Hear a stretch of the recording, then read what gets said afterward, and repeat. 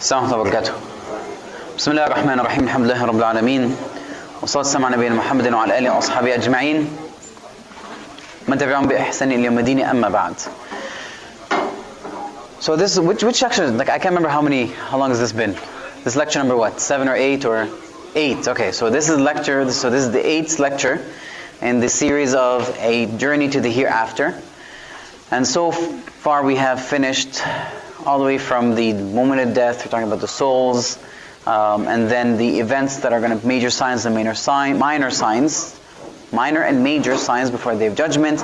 And we reached at the point where the trumpet has been blown. Is that right? The trumpet has been blown, and we talked about just the first blow, and everybody's supposed to be dead. Is that right? Cease to exist. And we said the verse in the Quran says, وَنُفْخَ فِي الصُّورِ فَصَعِقَ مَنْ فِي السَّمَوَاتِ وَمَنْ فِي الْأَرْضِ إِلَّا مَا شَاءَ اللَّهُ.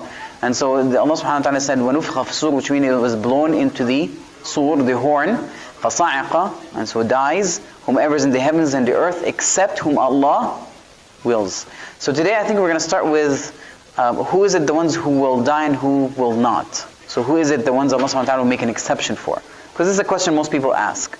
Who are the ones that don't die and who are the ones that die? Obviously we know from the human beings, they all die. Is that right? So what is the exception? From the creation of Allah, what doesn't die? Angel Jibreel, Israfil, all the angels? Angel of death doesn't die? Everyone dies? So I have two opinions now over here. So you're making no exception. But the verse in the Quran said, except Allah whom Allah wills.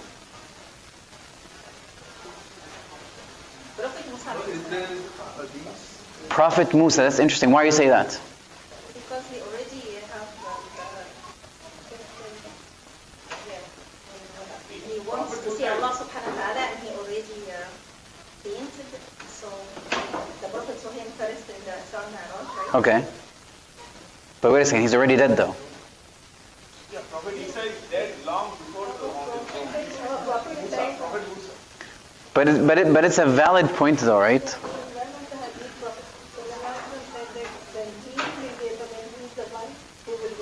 So the problem is, as the sister mentioned, is that there's a hadith from the Prophet ﷺ when the Prophet ﷺ is saying that when the second horn is blown, and I get up, I see Musa alayhi salam holding on to by the arsh, and I do not know if he was among the ones who died or not. But as he said, he doesn't know, so we cannot really affirm that. He said, I didn't know if he sees me because he already painted with me. I know. So he says, I do not know. And so we do not know. But at least the Prophet, he's making an exception over here that there are individuals that will not die. However, I have to be honest, the saq over here can be interpreted in one of two ways. Because the question is, okay, if a person dies, can they die again? No, right? No, it doesn't work. It's a valid question. Because if sa'iqa over here means to die, right? It means that we are saying that the souls have to die. But sa'iqa over here can also have another meaning in Arabic, which means to faint. So Musa alayhi salam, when Allah subhanahu wa ta'ala said, فَخَرَّ مُوسَى صَعِقًا, right? When he asked Allah subhanahu wa ta'ala to reveal himself, he said, look at the mountain, if it's able to withstand, you will see me, but you will not see me. And so when Allah subhanahu wa ta'ala started to appear, the mountain collapsed, and the Prophet, Allah subhanahu wa ta'ala said, the Prophet وَخَرَّ مُوسَى صَعِقًا. So he fell, collapsed, fainting. So صَعِقًا can also mean fainting. Okay, so both meanings are true, but essentially for all the creation that are alive, it means that they will die. Perhaps for the souls, it means that they'll also faint. Okay, so the soul doesn't die, essentially because they're dead doesn't die. But my question still stands. Will there be an exception or not? Let's start with that. So are there exceptions for people that will, or creations that will not die? Is there an exception? So all creations will die, including angels. including...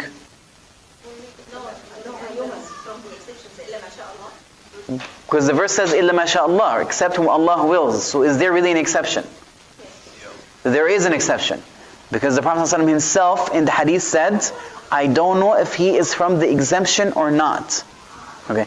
But now let's figure out what is the exception then. So my question is then if we accept that there is a exception, then who are those that will not die from the first blow of the horn? Obviously not humans. Humans will all go. So we eliminate humans. Angels.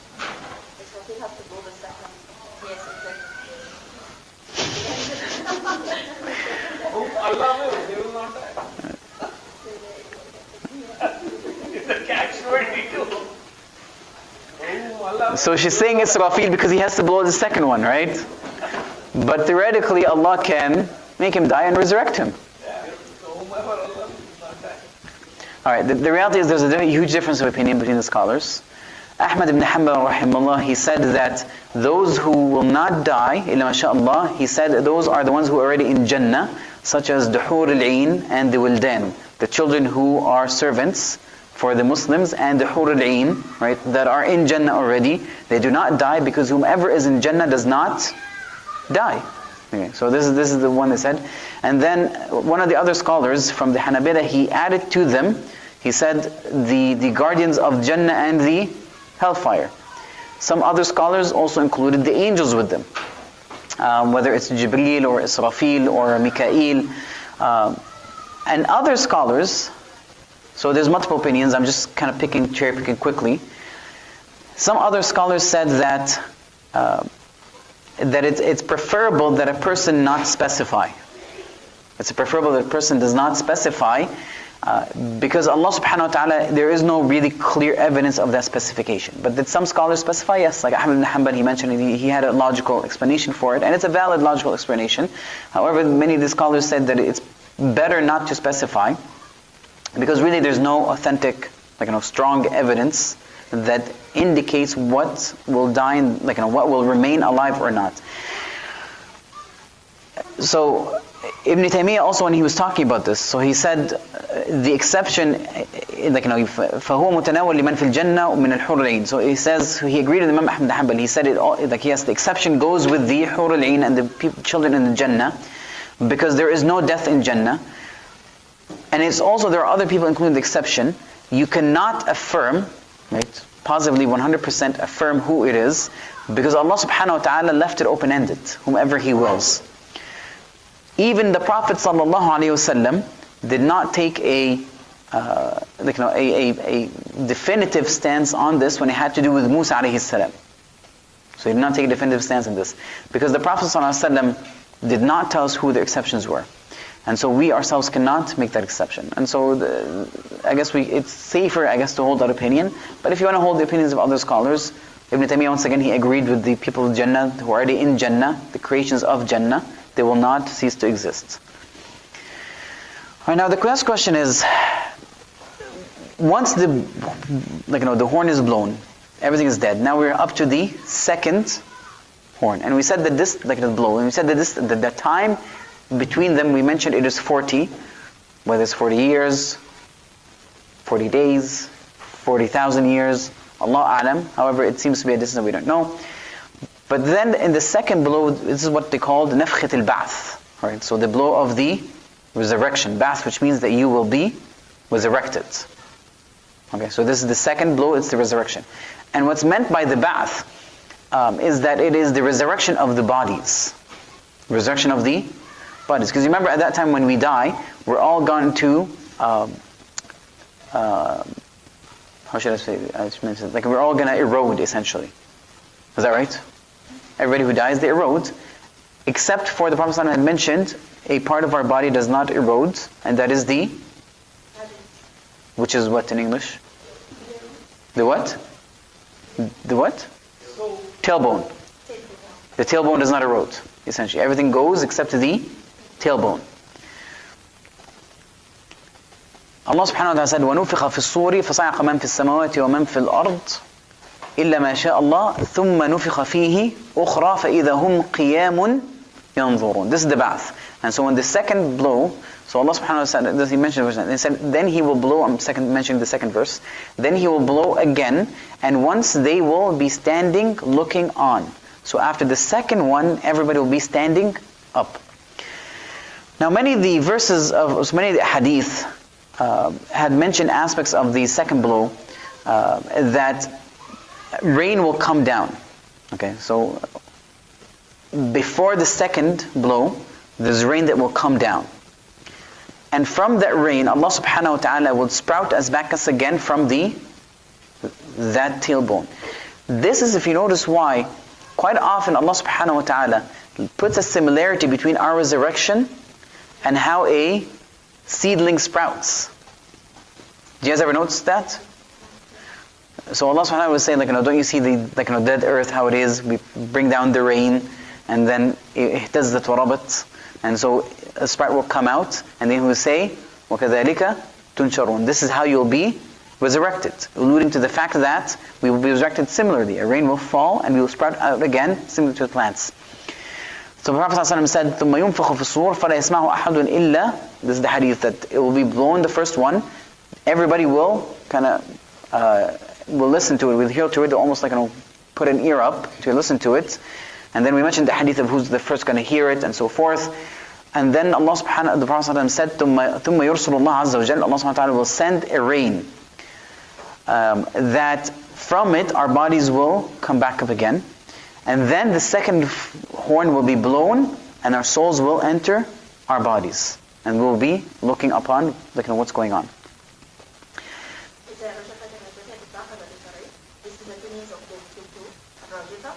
تتبعها الرادفة, yes, followed by that. So يوم ترجف الراجفة تتبعها الرادفة. So it's the first blow and then the second blow. And then once again, Allah, I'm just mentioning the verse, one of the verses that shows similarities. Allah subhanahu wa ta'ala said, وَاللَّهُ الَّذِي أَرْسَلَ الرِّيَاحَ فَتُثِيرُ سَحَابًا فَسُقْنَاهُ إِلَى بَلَدٍ مَيِّتٍ فَأَحْيَيْنَا بِهِ الْأَرْضَ بَعْدَ مَوْتِهَا كَذَلِكَ النُّشُورُ. So Allah subhanahu wa ta'ala says, and it is Allah who sends the wind, and they stir the clouds, and then Allah drives them to a dead land, and it rains, and thereby gives life on the earth after it is lifeless, it is dead. And then He says, that is also, thus is the resurrection. So Allah subhanahu wa ta'ala draws parallel similarities between that.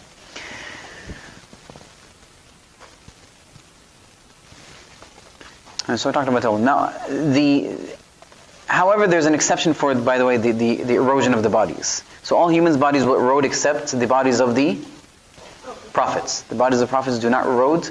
Allah subhanahu wa ta'ala protected it. The earth does not afflict it or touch it. Because Allah subhanahu wa ta'ala had prohibited the earth from eroding the bodies of the prophets. That's the only exception. No. Just the prophets. What happens to people who burn their dead? There is no tailbone there. That is true. So they are placed in hellfire and they don't never... No. Why would you assume that, Sheikh? So, when the second, so it's believers and non-believers, all of them will be resurrected, right? That is true. But non-believers will burn their... So you're assuming that okay. So your question is those who got burnt in some sort of a fire. They died in a fire being burnt. So you're assuming that the fire burnt all their bones.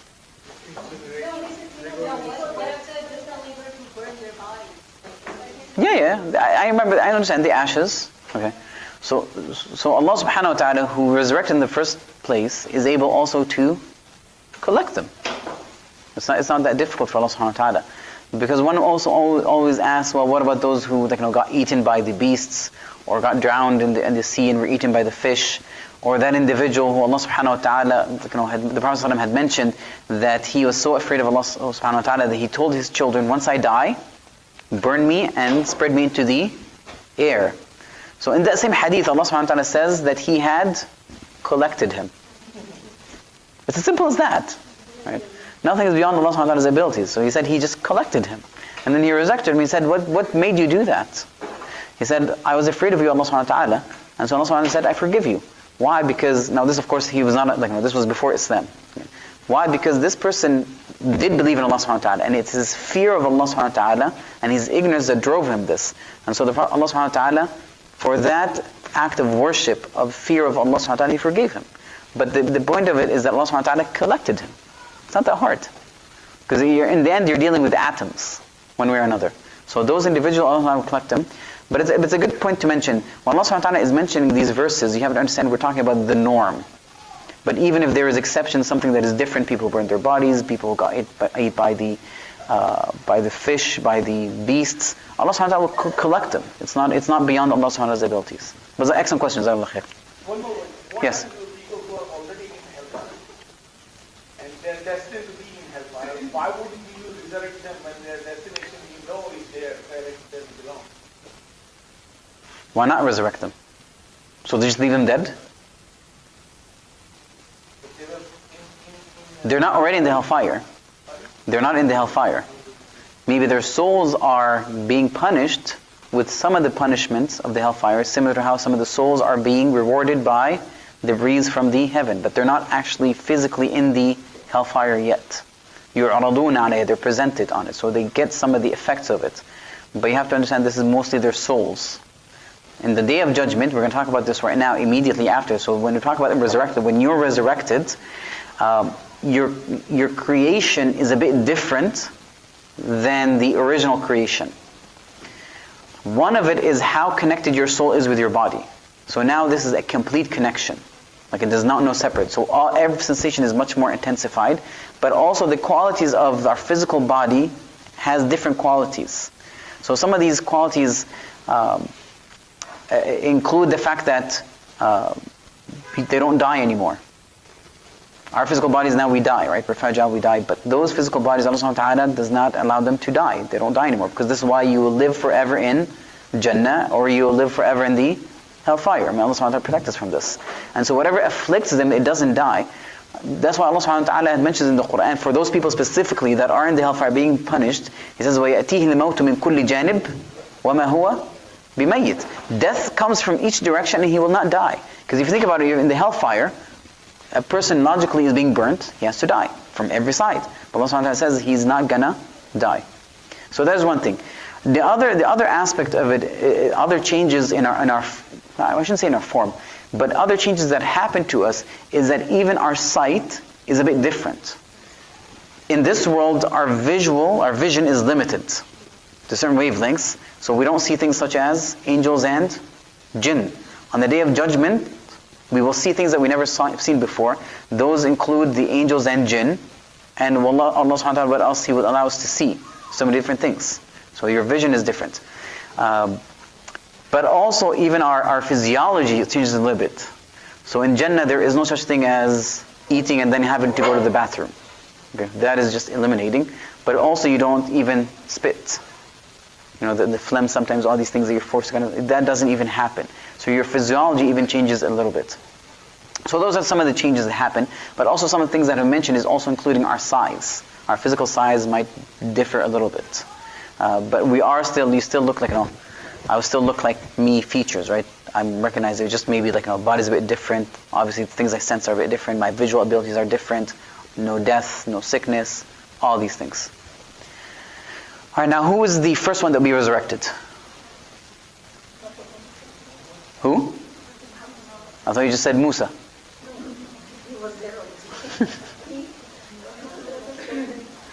Okay, actually, let me rephrase this. Who will the first be? The ground will split, and he will come up. Prophet ﷺ. So it's not Musa. I thought Musa was there first.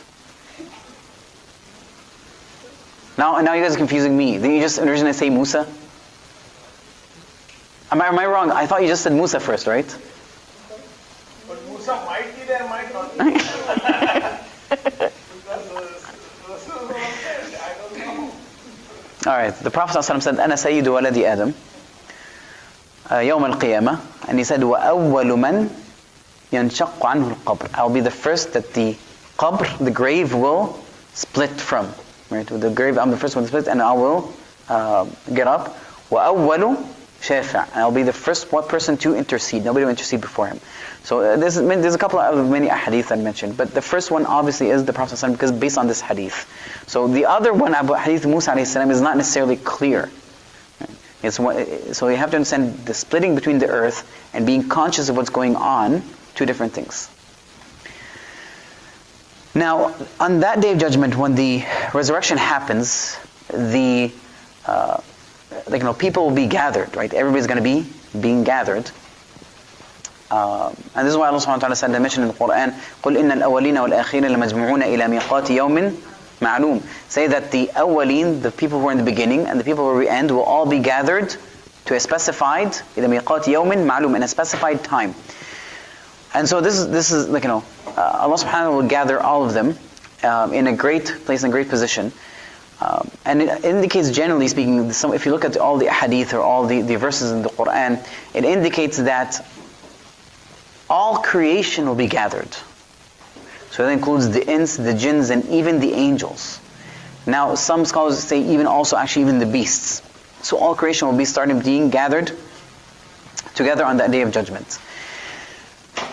Now, the description of it is that when we will be resurrected and we're being taken together, when we are actually being brought back again, and the soul enters, we will be in our how first we were created.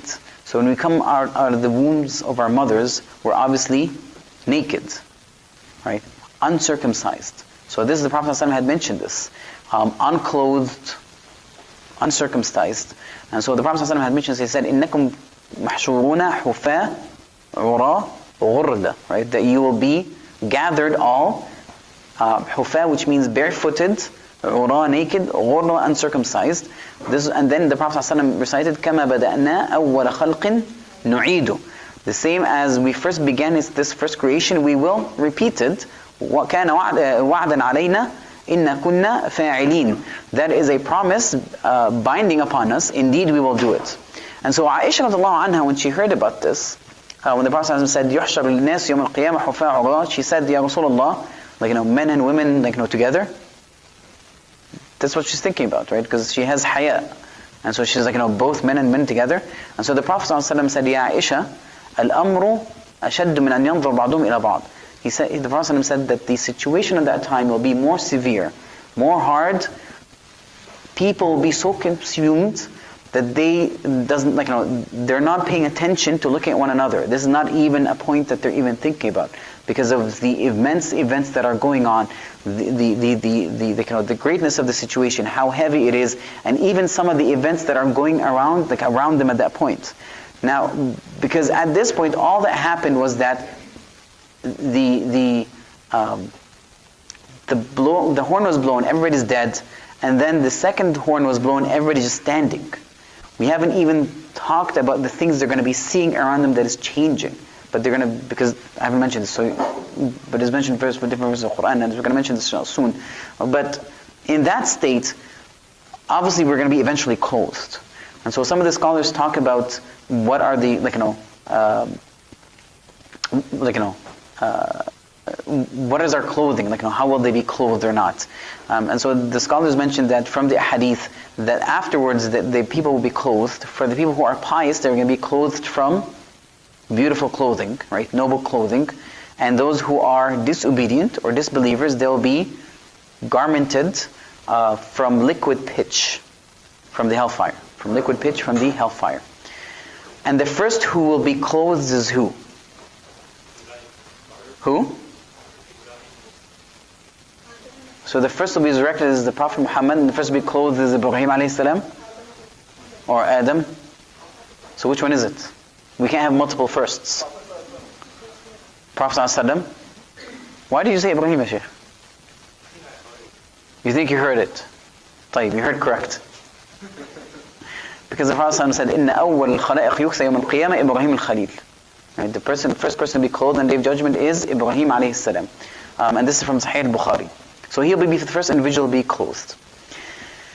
Now the ground itself, that we will be resurrected on, is not the same ground in this earth. Things will change.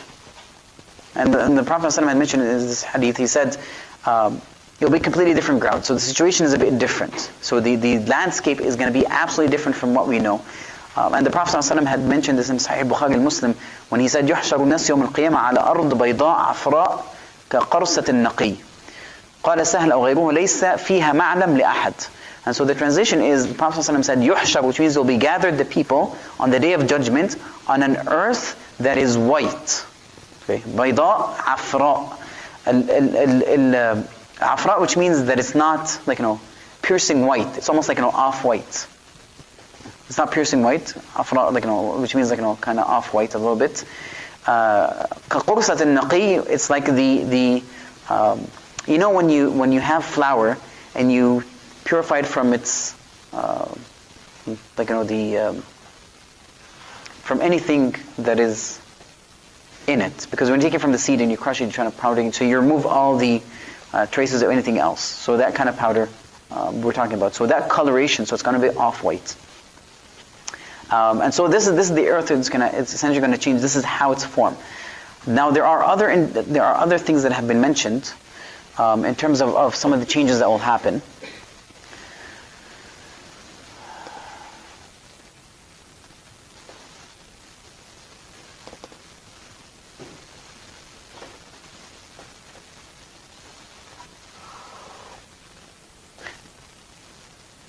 And so these are some of the other events.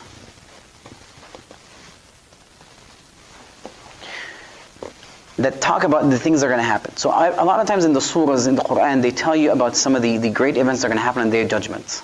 Okay, so we're talking about whether it's the sun, the moon, the skies, all these things. So everything that we know as it is will be changing. But the question is, when does this happen? All these changes that we see, right, on the Day of Judgment. First of all, Allah Subhanahu wa Ta'ala tells us that this time is like there's huge, it's called عظائم or ahwal. Ahwal, which means, how do you translate ahwal? Hawl, which means the magnificence of the disturbance that's going to happen, right? Catastrophes that are going to happen. So Allah Subhanahu wa Ta'ala described them in several ways. So He described this yawm as yawm azim, right, which means that it is a tremendous day. يوم يقوم الناس ويل المطففين الذين اكتالوا على الناس يحسبون إذا كالوهم أو وزنوهم يخسرون ألا يظن أولئك أنهم مبعوثون ليوم عظيم. Don't think they'll be resurrected, returned back to a tremendous time. So Allah Subhanahu wa Ta'ala described it as that, but also He described our situation at that time, the terror that people are going to see, and He described what's going to happen. And He said يوم تضع كل ذات حمل حملها, right? وترى الناس سكارى وما هم بسكارى. And so Allah Subhanahu wa Ta'ala mentioned different descriptions, and this is from the terror that we see. So obviously we're going to see these changes, not we're going to see. So this is obviously not after the first, before the burst. Are you sure? I thought before the first. Okay, so remember the hadith when we said the first blow, what's going to happen? The Prophet said people will be buying and selling. A person will be paving his basin, and then a person will be putting food in his mouth. It will be blown. They will not continue this. Just immediately die. And so really there's no chance to see all these things. So when does this happen? After the second blow. Okay? After the second blow, when people are watching. And so He described the thing, like how are the feelings that we're going to see, the things that events are going to be watching. Allah Subhanahu wa Ta'ala said, had mentioned, the breastfeeding woman will just ignore her child, and the pregnant woman will have miscarriage. يَوْمًا يَجْعَلُ الْوِلْدَانَ شِيبًا. The young children, the innocent children, from terror, what's going to happen to their hair? It's going to become gray, right? وَتَرَى النَّاسَ سُكَارَى وَمَا هُمْ بِسُكَارَى. People look like they're intoxicated. What's happening? Like, oh my God, what is this? They're just moving all over the place. So He described it as that thing. And then the third description He said, just to indicate how tremendous or the how much calamity or fear that's happening, is that individuals who are related will not even care about each other anymore. They're going to be running away. يَوْمَ يَفِرُّ الْمَرْءُ مِنْ أَخِيهِ وَأُمِّهِ وَأَبِيهِ. Right? And so you're going to be running out from your mother and father and your spouse and children. You're like, this is something going on. And so everybody's just going to care about themselves because of the things that are going on. And then the fourth thing that Allah Subhanahu wa Ta'ala had mentioned is how willing people are to spend their entire wealth, if they had the entire wealth, to spend it just to rescue themselves. Right? Anything you want to do. But also the length of that period is a bit large, huge. And we're not going to go into that because it just goes into a bit details. But I'm going to skip that inshallah to the next part is some of the events that have been specified on the Day of Judgment. Everything that we know from around us, the earth, the skies, the mountains. What else? Am I missing something else? Stars, right? The sky, the sea, the earth, right? The moon, the sun. Everything is gonna change. And this, the Prophet actually, I can't remember there's a quite, I forgot the hadith, it slipped my mind. The Prophet said, whoever wants to look, to see the hereafter as if he's viewing it, let him recite what? Al-inshiqaq, al-takwir, and al-fitar. Right? إذا السماء انشقت, right? والتكوير إذا الشمس كورت, and the last one إذا السماء انفطرت. Now if you look at all these things, they're all talking about the natural things around us, because we're so used to seeing these things every single day. We take them for granted. Everything seems to work perfectly in harmony. And so the minute you see something just changing in them, it becomes weird. You guys agree? This is why we're excited when we see an eclipse. We're so excited about it, right? This is just weird and strange. But the things that go beyond that. So for example, the first thing you're going to see is actually the earth. Allah subhanahu wa ta'ala mentioned this, the earth and the skies will be kind of folded almost. Allah subhanahu wa ta'ala said, I mentioned this in the Quran, he said, وَمَا قَدْرُ اللَّهَ حَقَّ قَدْرِهِ وَالْأَرْضُ جَمِيعًا قَبْضَتُهُ يَوْمَ الْقِيَامَةِ وَالسَّمَاوَاتُ مَطْوِيَّاتٌ بِيَمِينِهِ. So Allah subhanahu wa ta'ala says, they have not appraised Allah with true appraisal, which means they did not truly appreciate the attributes of Allah subhanahu wa ta'ala. And then he says, while the earth entirely will be within his grip on the day of resurrection, and the heavens will be folded. In his right hand, exalted he is, and above high, what they associate with him.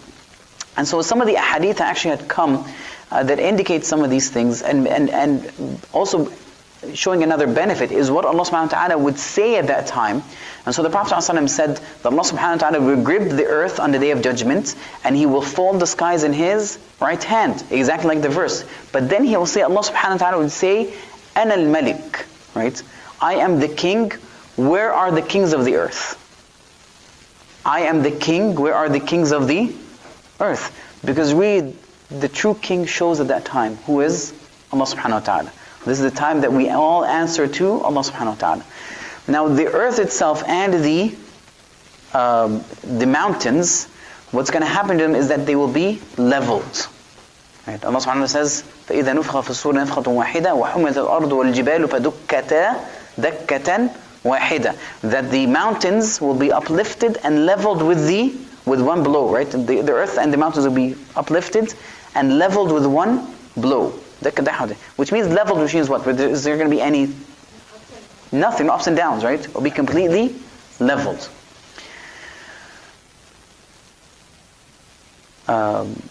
And then Allah subhanahu wa ta'ala says, وَكَانَتِ الْجِبَالُ كَثِيبًا مَهِيلًا. كَثِيبًا مَهِيلًا, which means it's like sand. You know very soft sand that just kind of, when you take some of it, just everything else flows with it.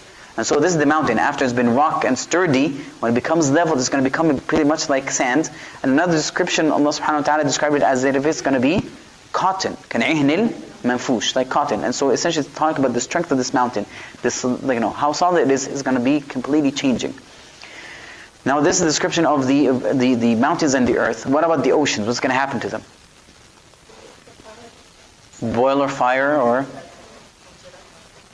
إِذَا الْبِحَارُ فُجِّرَتْ. Fujirat means what? I know that people translate as exploded, but I guess erupted might be better, right? إِذَا الْبِحَارُ فُجِّرَتْ, which means erupted, and the other one, إِذَا الْبِحَارُ سُجِّرَتْ. Now سُجِّرَتْ, which means what? Filled with flames, but there's another meaning to it, which means combined all together. You know how salt water and fresh water is not combined? Now all waters will be combined all together. This can be another meaning. So some scholars say actually all the water as we know will be lighting with fire, which is kind of scary because generally we use water to put out extinguish the fire. But even the water is going to be useless at that time. So they say fujirat, which means erupted, sujirat, which means it'll be filled with fire, or combined. Both interpretations can be true, Allah A'lam. And then the skies, what's happening to the skies? يَوْمَ تَمُرُ السَّمَاءُ مَوْرًا, which means it'll move, right? Circular motion. But also something else would happen to it. It would actually change in color, and it will. How should I describe الشقة? الشقة means that it will split, right? And infitar, which means it will break. So the sky will break and split, and it will be moving, and then it will be changing its colors. فإذا انشقت السماء فكانت وردة كالدهان, right? And when the heaven splits and open, and it becomes rose-colored. It becomes what? Rose-colored. So as we see, it will be changing colors, and this is the tafsir of Abdullah ibn Abbas. It will be changing from from the orange to green to yellow. So can you just imagine some of these things happening? Okay, just everything that you know as it is completely changing. And then even the sun and the moon will lose its light, and the sun will be gathered all together, and it can lose its lights. And the stars, as we know it, its light will dim and it will fall. Now I just want you to imagine this. If you're standing outside and you see all these things happening in front of you, how would you feel? Feel great? You feel great? Come on, guys. And they are not good, obviously, right? Now I'm going to read you a description of, because I love description. So Imam Tabari had mentioned all these things, but I'm going to mention a description mentioned by Al-Muhasibi, just to give you an imagery how they gathered all these things. It's a bit a long description, and I was hoping I could get to it sooner. But I'm gonna mention what he said. And so he said, حتى تكاملت عدة الموتى. So until all the dead people have been summoned, وخلت من سكانها الأرض. So everybody died, and all the people who inhabit the earth are gone. So all the inhabitants are gone. They have settled and become silent, no motion. You cannot hear anything or feel anything, and you cannot see anybody. So he's giving you an imagery from what's describing, like as if you're imagining what's going on. And only that is left is Allah subhanahu wa ta'ala, the subduer to all things. As He always has been, the ever first. The one whose only majesty and high and greatness belongs to. And all of a sudden, it doesn't surprise you except that your soul is being called. You hear a call that calls all creation, and he's referring to the call of the angels, right? Because Israfil will call all the creation to come forth, and they cannot help but follow it. And so only thing that it just terrifies you, all of a sudden you hear something calling your soul forth. It's calling everybody to be presented to Allah subhanahu wa ta'ala. And you're coming forth, and everybody is coming in humility and humbleness. And you can imagine, he said, imagine the sound of what you're hearing, and what is the thought that is going through your head when you're being called to be presented in front of Allah subhanahu wa ta'ala. And so your heart jumps out of your chest, and your hair becomes gray, because you're thinking of everything that has happened. Because that one call that has been called to come and be resurrected and to be presented to Allah subhanahu wa ta'ala, nobody can deny it or refuse it. Everybody follows. And as you're terrified because of that sound, you notice around you all of a sudden the explosions of the earth, from above and from beneath, everything's just exploding. And so you're فَوَثَبْتَ مُغْبَرًا, and so you're noticing that you actually, when you come resurrected, there's because of the dust and the sand that is upon you, and you look around you and everybody's exactly the same, and everybody's moving forward. Everybody's terrified. And everybody's naked, but nobody's paying attention. You're just mentioning that quickly. But everything is out of terrification, humility, and you don't hear except hems. فَلَا تَسْمَعُ إِذًا إِلَّا هَمْسًا. You only hear whispering, right? People are just kind of whispering, what happened, how long we've been. And this is mentioned in the Quran. And everybody's kind of talking among them. And you are among them, you are moving forward after that voice. There's been calling to move forward. Until you have reached the very crowded position. With all the creation, you notice, have been gathered, the jinn and the ins. They're barefooted and they're naked. And then all kingdomship has been removed, except it belongs now to who? To Allah subhanahu wa ta'ala. And then the beasts actually also come because some scholars believe that all the beasts will be coming because Allah subhanahu wa ta'ala will judge between them. And you see all of them also in a state of humility. And even the wild beasts will come in a state of humility until everybody has been gathered, their ins and jinn and shayateen and the beasts, whether the ins, the tamed ones and the untamed ones, and they're all standing. And the skies are breaking apart. The moon is diminishing, light is diminishing, and the stars are falling. And the sky is, the sun has been gathered, and now the darkness is starting to go on the earth. And as بينما أنت والخلائق, these words, when you and the all creations are witnessing these things that are happening above your heads, all of a sudden the angels from the sky start descending, right? Because after every sky, when it breaks, each angel from that sky will descend, and they're descending in rows, one level after the other, and everybody's just waiting for the judgment. They're waiting for Allah subhanahu wa ta'ala to come forth to judge. And some of the people might ask, so this is from his narration, he said some people are asking the angels, is this Allah, is there Allah among you? And so out of terrification they say, subhanallah, He has not come yet, and everybody is waiting for Allah subhanahu wa ta'ala. And he's mentioning this after each sky, what's happening, and he's just vividly describing the sun and the skies as we mentioned it. And then he's saying from some of the hadith, because of your waiting and what's going on, people are obviously profusely sweating, some are terrified. And so he says, you can imagine seeing different people based on their deeds and actions. Some of them, their sweat is until their ankles, other to their chest, and some up to their nostrils, right? Of sweating because of what they are afraid to be facing. And when people are just starting to find it unbearable anymore, standing there just waiting, and Allah subhanahu wa ta'ala will give permission to the Prophet sallallahu alaihi wasallam to make dua for the judgment to start. Right? So this is the start of the judgment. Now, what is the situation of the people on that day? Obviously there will be different people. There we're talking about the believers, the disbelievers, and there's always people in between, right? There's believers, disbelievers, and there's sinners. So we're going to talk about each one of them, inshallah. But I think I'm going to have to stop here, unfortunately. Now, do you guys want me to start with the disbelievers or the believers? So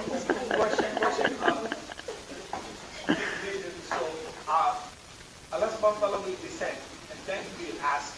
No. So, وَجَاءَ رَبُّكَ وَالْمَلَكُ صَفًّا صَفًّا. Right? And so first the angels will be coming in rows, and everybody's waiting for Allah subhanahu wa ta'ala. Right? But we're going to describe even before that a little bit. I feel like I skipped a few things, because we're going to mention in the situation of the believers, because obviously, I'll tell you this, all this environment that you see, the believers actually will not suffer from it. Right? And I ask Allah subhanahu wa ta'ala to make us among them, because Allah subhanahu wa ta'ala will protect us, because when we feared Him in this earth, Allah subhanahu wa ta'ala will not make us fear Him twice. Right? And so we'll describe how the sun comes close, and the shade under the throne of Allah subhanahu wa ta'ala, and the different experiences. But I did it so we can leave it to divide it between the disbelievers, the believers, and then the sinners. But however, I'm going to give you the option what we should start with, because then it's your decision, not mine. So do you guys want to start next time with the disbelievers, or the believers, or the sinners? Actually, we have to leave the sinners later on. What are the what? So they are believers who sin. Okay, so those ones are really bad.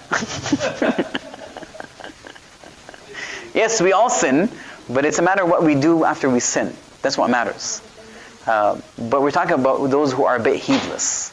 Right? Those are extremely bad individuals. They're Muslims, but they're very heedless. So what do you guys want to start with next week? Oh, we have to, at the same session, end with the believers. Alright, I'll try my best to do all of them next week. Okay? Alright, so we'll try to do all of them this week, inshallah. Actually, it's a good idea, so we can do it very quickly. Because after that situation, we're going to start talking about the like the suhuf, the receiving the books, the scale, the crossing, the bridge, and then the qantara, and then the descriptions of the hellfire and the Jannah.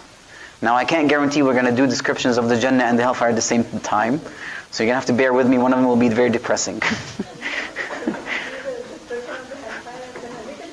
Okay, we'll try it a little bit from heaven. But next week inshallah, we'll do the situation that time of the disbelievers, the believers and the sinners. We'll take a quick 5-minute break.